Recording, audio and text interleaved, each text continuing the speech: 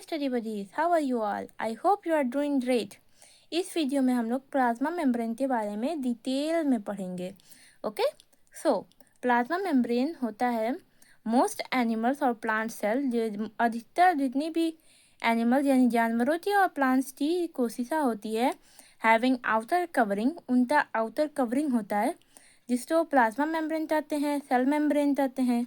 इसका दूसरा नाम है प्लाज्मा मेम्ब्रेन, यानी प्लाज्मा तो अपने आउटर सराउंड मतलब अपने पूरे सेल तो, पूरी कोशिका ग्रव तो, साइटोप्लाज्म तो बाहर जाने से ये रोकता है। ये एक वॉल लाइट स्ट्रक्चर है, ये एक जैसे रूम लाइट स्ट्रक्चर है, एक रूम बना देता है सेल का।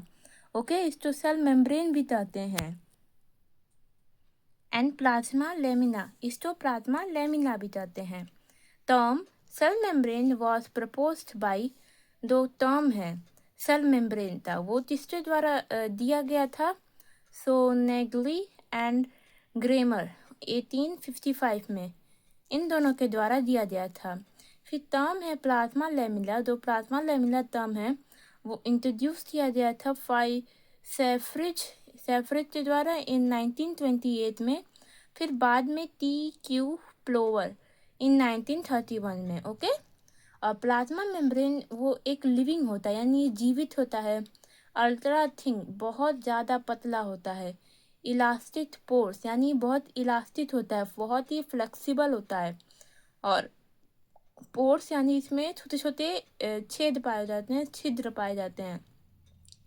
सेमी परमिएबल मीन्स ये सभी वस्तुओं तो अपने से आर पार नहीं होने देता, ये तो सेलेक्टिव चीज़ों को ही अपने से आर पार होने देता है। Membranous covering of the cell, membrane जैसा कवर होता है जिसका सेल का होता है। बायोलॉजिकल मेम्ब्रेन किसको कहते हैं? प्लाज्मा मेम्ब्रेन हुआ, या अदर ऑर्गेनेल्स जैसे कि माइटोकॉन्ड्रिया या एंडोप्लाज्मिक रेटिकुलम में भी थोड़ा थोड़ा मेम्ब्रेन पाया जाता है। उन दोनों तो मिलाते हम लोग बायोलॉजिकल मेम्ब्रेन कहते हैं। फिर E.O. वेंटन जिन 1895 स्टडी किया था स्ट्रक्चर कंपोजिशन जिसका प्लाज्मा मेम्ब्रेन था, इन्होंने पढ़ा था 1895 में। फिर E. Gorter and F. Grendel in 1925 में स्टडी किया था आरबीसी ऑफ मैमल्स, यानी हम मैमल जैसे हम इंसान हैं, हम स्तनधारी होते आरबीसी रेड ब्लड सेल्स में। एंड प्रपोज और क्या लाया था?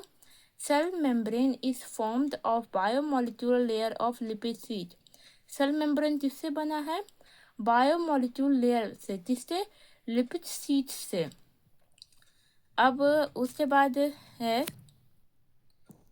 अगला पॉइंट है इट प्रोवाइड मैकेनिकल सपोर्ट, ये मैकेनिकल सपोर्ट प्रोवाइड करता है। फिर अगला है इट्स फॉर्म प्रोटोप्लाज्म, ये प्रोटोप्लाज्म फॉर्म करता है, मीन्स साइटोप्लाज्म और न्यूक्लियस का जो वो कोशिका द्रव होगा उसको बनाते हैं। It's limits protoplasm from exterior, ये प्रोटोप्लाज्म तो बाहर वो लीक करने से, बाहर जाने से रोकता है। Semi-permeable membrane allow only necessary materials to enter or exist the cell। जो इसकी सेमी परमिएबल मेम्ब्रेन है वो सिर्फ इम्पॉर्टेंट थिंग्स तो ही या तो अंदर आने देती है या तो बाहर जाने देती है।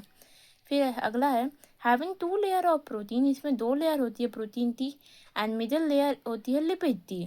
Pores helps to exchange molecule, pores जो है वो क्या हेल्प करते हैं? मॉलिक्यूल्स को एक्सचेंज करने में केमिकली।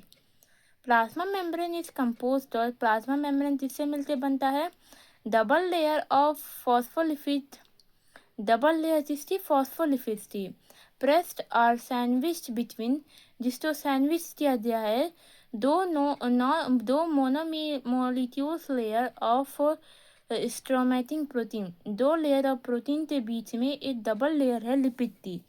ओके, और फिर structure and molecular composition of plasma membrane can be study with the help of micro technique x ray. अगर इसका हम लोग स्टडी और मॉलिकुलर कंपोजिशन पढ़ना है तो हम लोग किससे स्टडी कर सकते हैं? एक्सरे के थ्रू, एक्सरे डिफ्रैक्शन के थ्रू और इलेक्ट्रॉन माइक्रोस्कोपी के थ्रू। सो आई होप ये डिटेल वीडियो आप लोग को पसंद आई होगी। ऐसी और वीडियो चाहिए then please subscribe this channel, like this video and please comment. Thank you so much for watching. Have a nice day ahead.